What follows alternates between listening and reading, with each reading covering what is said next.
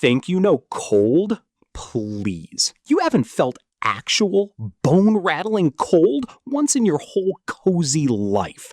That whole drama performance you put on while shivering at a bus stop, scraping ice off a windshield, or sprinting through a parking lot in mid-January? Absolute comedy. If your ancient ancestors saw you complaining, they'd laugh you right out of the room. We're talking about negative 40 degrees out on the brutal Eurasian steppe. Minus 40 is the exact moment your exposed skin starts calling it quits within minutes. Every single breath burns like swallowed needles, and the wind doesn't just blow, it literally hunts you down. Throw a modern human straight into an Ice Age winter with zero preparation, and they're basically frozen meat before sunrise. Yet somehow, your ancient ancestors didn't just survive that nightmare, they built cozy neighborhoods in it.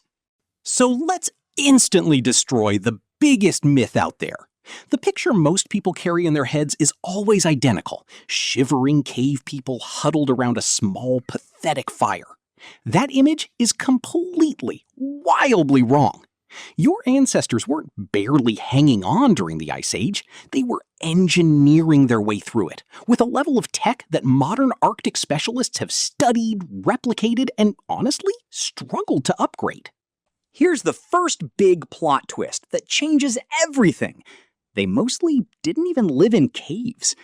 At sites dating back hundreds of thousands of years across Russia and Eastern Europe, researchers found circular depressions dug deliberately into the earth, 6 to 8 feet deep and 12 feet wide. Tool marks in the soil made the intent clear. These weren't natural holes, they were engineered basement shelters. Down at 6 to 8 feet deep, the ground temperature stays 20 to 30 degrees warmer than the air above. Your ancestors didn't fight the freezing wind, they went below it.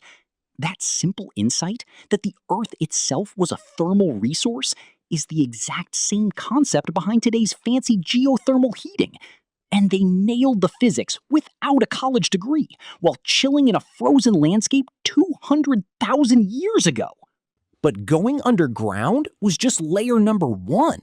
At sites in the Czech Republic dating back 26,000 years, archaeologists found shelter walls built in 3 distinct layers, each one doing a specific job. Innermost, animal hide with fur turned inside, trapping warm air against bodies. Outside that, dried grass and moss, wicking moisture away before it could freeze. Outermost, woven mats of reed and bark, blocking wind but breathable enough to let inner dampness escape. This was deliberate. Someone figured out that the problem wasn't just cold, it was moisture destroying the structure from the inside. So they designed around it. That same logic sits inside the walls of your house right now.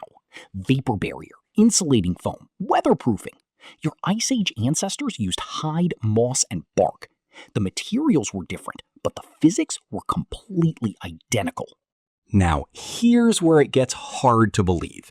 Picture someone standing on the Ukrainian steppe 15,000 years ago, staring at the giant skeleton of a woolly mammoth, and casually thinking, I can definitely build a home from this. That is exactly what happened. In Ukraine, archaeologists found houses built entirely from mammoth bones. Skulls, each weighing over 200 pounds, were set down as foundation blocks. Curved tusks were bent into dome frameworks, and hundreds of smaller bones were packed into the gaps. The whole structure was wrapped in stitched mammoth hide, thick enough to block wind and shaped so snow slid off rather than accumulated. When researchers built experimental reconstructions, the numbers surprised them. A properly built mammoth bone house with only a modest fire inside held interior temperatures 40 to 50 degrees warmer than the outside air. Modern Arctic shelters with electric heating and industrial insulation often perform no better. Stone Age builders using bones, hide, and stone tools matched the thermal performance of 21st century Arctic engineering. The heating systems inside were way smarter than they look. A central hearth provided primary heat, while smaller secondary hearths around the perimeter created warm zones for different uses. The layout wasn't random. It was planned the same way you'd plan the rooms of a house. On the treeless steppe, where wood was scarce, your ancestors developed alternative fuels. Mammoth dung, dried and prepared. Bone, processed specifically for burning. Chemical analysis of ancient hearth residues shows these weren't just thrown onto a fire. They were treated for specific heat outputs.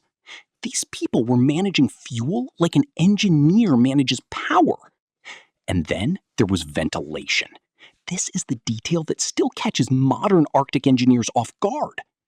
Every warm, enclosed space faces the same silent threat: moisture. Breathing, cooking, bodies, all of it generates water vapor. In sub-zero temperatures, that vapor freezes inside the walls and the structure fails from within. Your ancestors solved this with small openings near ground level, pulling cold, fresh air in, and larger openings near the apex, releasing the warm, moisture-laden air out. A passive ventilation system working in a bone house 15,000 years ago. The house is built, the fire is lit, and the storm outside is irrelevant. Now it's dark, and something else starts to happen. For hundreds of thousands of years, your ancestors slept differently than you do.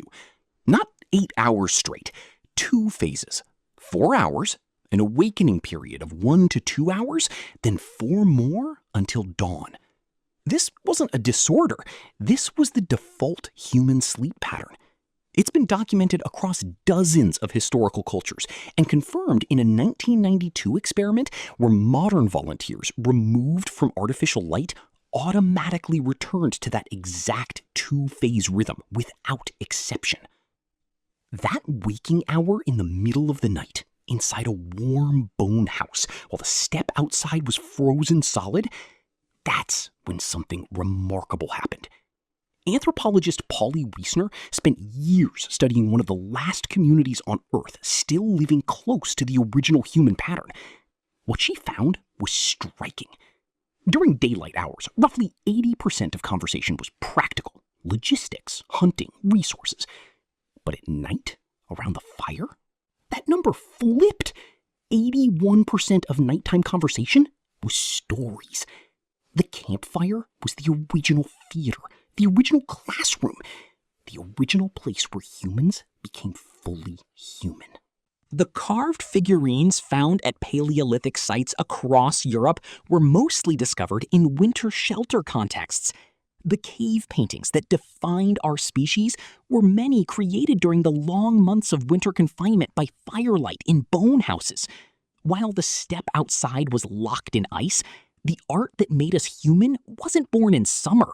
It was born right in the dark. None of this was accidental. Building a mammoth bone house took 2 to 3 weeks of intensive work by 8 to 10 adults, which means construction had to begin in late summer, well before conditions made outdoor work impossible.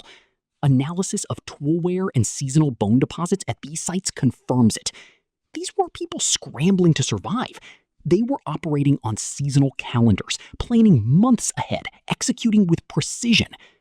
Food storage followed the same engineering logic. In permafrost regions, underground chambers connected to winter shelters served as natural freezers, meat preserved and accessible throughout winter, regardless of storms above. The same physics as a modern refrigerator implemented 20,000 years before electricity existed. Clothing used the same layered composite approach as the shelters, multiple animal hides selected for different properties. The innermost layer, dense and close-fitting, trapped a thin layer of warm air directly against the skin. The outer layer, heavier, oiled hide, shed wind and moisture. You'd be surprised how heavy a full Ice Age winter outfit was. Some reconstructions weigh over 15 pounds. They didn't just wear it, they maintained it, repaired it, and passed the knowledge of making it down through generations. At the end of the Ice Age, as climates warmed and forests expanded, this entire knowledge system was gradually set aside, not lost to catastrophe, just made unnecessary. The people who carried it moved into a warmer world and slowly stopped needing it. Modern Arctic engineers studying these remains have described being genuinely unsettled by what they found. Not impressed in a distant academic way, but unsettled because the solutions were so precise, so well-reasoned. You didn't invent warmth, you inherited it from people who had nothing but cold, time, and the absolute refusal to die.